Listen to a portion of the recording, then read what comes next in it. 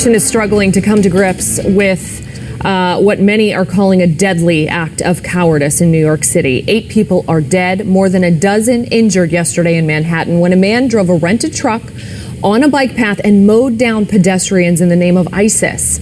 The suspect in this case, Saipov, who once lived in Fort Myers, now faces terrorism charges. And these ties to Southwest Florida have been alarmingly common when it comes to terrorism cases. Now we're learning a second man being questioned in the case. Muhammad Zawir Kadirov also has ties to Fort Myers. And 4 in the Corner's Jasmine Miner speaking with some local terrorism experts to find out if this is just coincidence or something more here. Jasmine?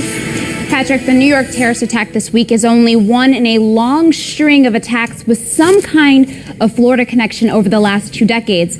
I spoke to a former FBI agent that gave his opinion as to why. From 9/11 to D.C. to now a New York terrorist plowing through the streets of Manhattan. And they all have one thing in common, a connection to the Sunshine State.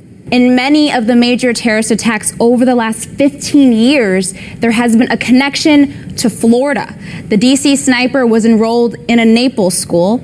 14 out of the 19 terrorists for 9/11 took pilot training in Venice, and then came the Orlando Pulse Night club shooting. After that, the Fort Lauderdale shooting. And now, the New York truck driver had 3 known addresses in Florida, 2 in Fort Myers.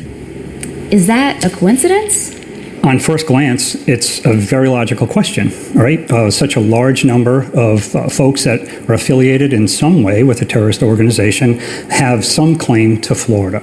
After spending 20 years as an FBI agent, Robert Foley says Florida is ranked 4th with 8 arrests associated to ISIS.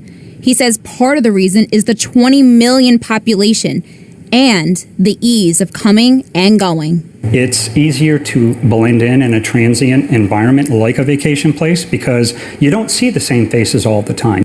Agent turned lawyer says in the case of the New York driver, because he acted alone, it's a hard thing to catch ahead of time.